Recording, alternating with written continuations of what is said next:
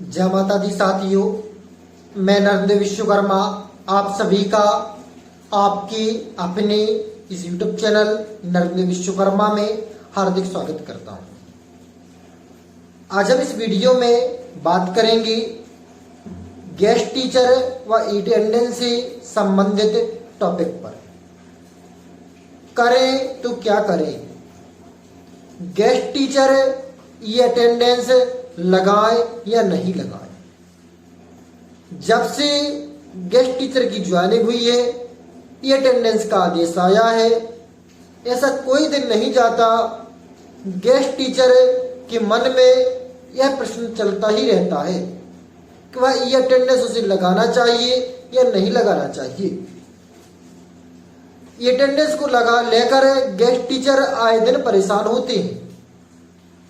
पहले तो पोर्टल नहीं चलता था तो कुछ हद तक गेस्ट टीचर के लिए यह समस्या नहीं थी, लेकिन 11 जुलाई से जैसे ही पोर्टल ने अच्छी तरह से वर्क करना प्रारंभ किया, वैसे ही गेस्ट टीचर के मन में ये ख्यालात और अधिक विचलित करने लगे। वह बार बार अपने पास के नजदीक के संपर्क के गेस्ट टीचर को कॉल करते हैं, फोन लगाते हैं, उनसे पूछते हैं कि आप ये अटेंडेंस लगा रहे हैं या नहीं लगा रहे।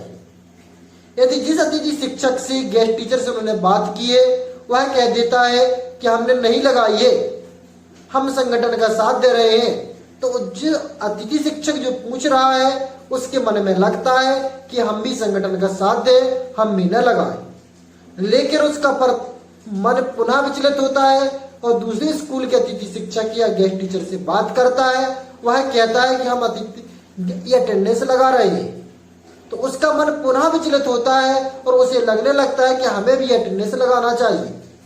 कहीं ऐसा ना हो सरकार हमें बाहर कर दे, कहीं ऐसा ना हो कि वेतनमान जारी ना हो, क्योंकि गवर्नमेंट के बार बार आदेश आ रहे हैं कि यदि आप ये अटेंडेंस नहीं लगाएंगे तो आपको बाहर कर दिया जाएगा।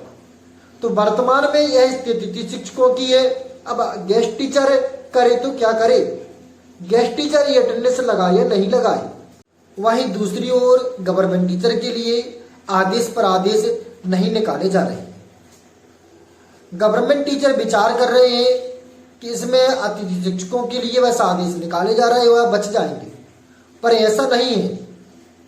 यदि अतिथि शिक्षक ने 100% अटेंडेंस लगाना प्रारंभ किया तो गवर्नमेंट टीचर को भी लगानी पड़ेगी, क्योंकि जो विभाग है फूट डालो राज करो की नीति अपना रहा। सबसे पहले शिक्षक वर्ग में फूट डालेगा, फिर उसे विभक्त करेगा, फिर इसके बाद उसमें राज्य करेगा। कहने का तात्पर्य है सबसे पहले अतिथि शिक्षकों से अटेंडेंस लगवाई जाएगी, क्योंकि अतिथि शिक्षक की जो जड़े हुआ पत्थर पर टिकी हुई है, वह थोड़े से आदेश से भी विचलित हो डर जाएगी। और यदि अतिथि शिक्षकों ने लगाना प्रारंभ कर दिया तो गवर्नमेंट टीचर भी बचेंगे नहीं, क्योंकि फिर वह कोई भी बहाना नहीं दे सकती। वह यह नहीं कह सकते हैं कि नेटवर्क प्रॉब्लम है या अदर कोई समस्या है, क्योंकि यदि आपके विद्यालय का गेस्ट टीचर लगा रहा है तो फिर आपको भी कोई समस्या नहीं होनी चाहिए।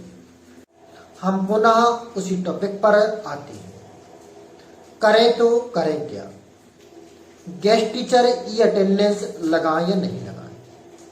हम पहले से भी इस बात के समर्थन में थे, अतिथि शिक्षक या गवर्नमेंट टीचर को ये अटेंडेंस लगाना चाहिए। आज भी इसके समर्थन में, क्योंकि हम उसका हमेशा साथ देते रहे हैं जो निर्णय बच्चों के हित में, और ये अटेंडेंस लगाना बच्चों के हित में, क्योंकि यदि आप ये अटेंडेंस लगेगी तो जो गवर्नमेंट टीचर हमने और आपने कई सुने हैं, देखे हैं कि कई गवर्नमेंट टीचर या अतिथि शिक्षक लंबे समय तक विद्यालय नहीं जाते हैं, 10-10, 12-12 दिनों तक विद्यालय नहीं जाते हैं, जिससे पढ़ाई का नुकसान छात्रों का होता है। और कई गवर्नमेंट टीचर तो ऐसे भी है कि वह अपने स्थान पर दूसरे टीचर से पढ़वा रहे हैं, किराए का शिक्षक रखे हुए हैं। ये अटेंडेंस से कतराना क्या, यदि आप पर डे विद्यालय जा रहे हैं तो उससे घबराना क्या। यदि आप यह सोच रहे हैं कि हम पर क्वेश्चन मार्क लग रहा है कि हम विद्यालय नहीं जाते, तो उस पर खरे उतरिए। आप जो प्रक्रिया ला रहे हैं उस पर खरे उतरिए, अटेंडेंस लगाइए। यदि आप ये अटेंडेंस लगाएंगे तो सरकार को भी क्लियर होगा, विभाग को भी क्लियर होगा कि यह शिक्षक प्रतिदिन जाता है। इससे घबराने की कोई बात नहीं है।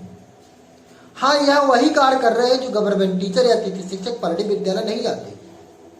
वह सोचते हैं कि यदि ये अटेंडेंस लगने लगेगी कि उन्हें भी पर डे विद्यालय जाना पड़ेगा, फिर वह मन चाहे छुट्टियां नहीं रख सकती है।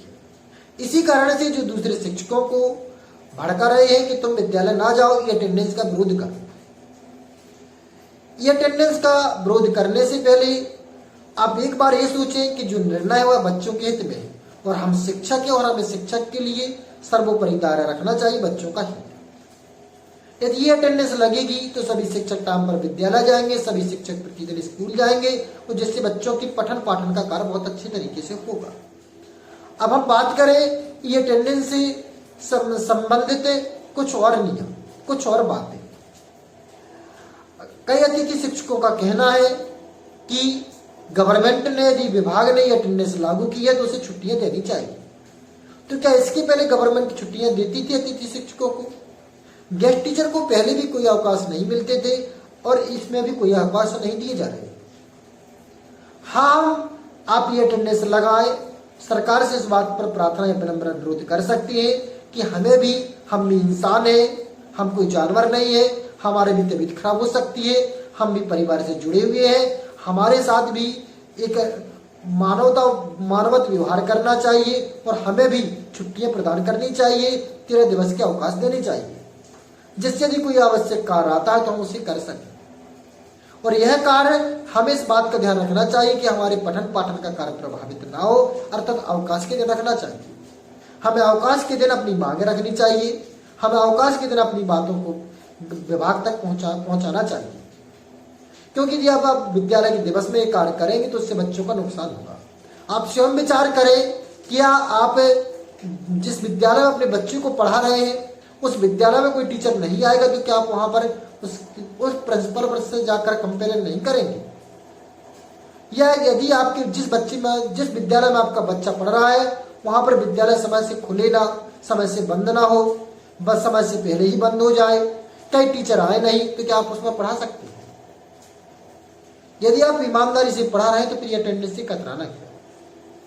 और एक बार और विचार कर लीजिए, इस बात पर भी विचार करें, यदि आप ये अटेंडेंस नहीं लगा रहे हैं, लंबे समय से अतिथि शिक्षकों को मानदेय नहीं मिला है, 2 माह से मानदेय नहीं मिला, घर की स्थिति जो परिवार से शादीशुदा है या घर की जिस पर जिम्मेवारी है तो उस पर घर का भी बोझ है, और यदि जुलाई के भी मानदेय या वेतनमान नहीं मिलेगा तो पूरा घर का खर्चा कैसे चलाएगा? कई अतिथि शिक्षकों का मानना है कि वह कोर्ट केस करेंगे। कोर्ट केस करेंगे तो जितनी आपकी वेतन मिलती है उतनी वेतन आपकी कोर्ट केस में ही लग जाएगी और जो आपको मानदेय मिलता था वह भी चला जाएगा। मतलब परेशान अधिक और अधिक हो जाएंगे। और वहीं तीसरी बात, अगली बात करें तो अतिथि शिक्षकों का भी कोई निश्चित वजूद नहीं है, उन्हें कभी भी निकाला जा सकता है। वो जैसे कोई गवर्नमेंट टीचर आता है तो उन्हें बाहर निकाला जा सकता है।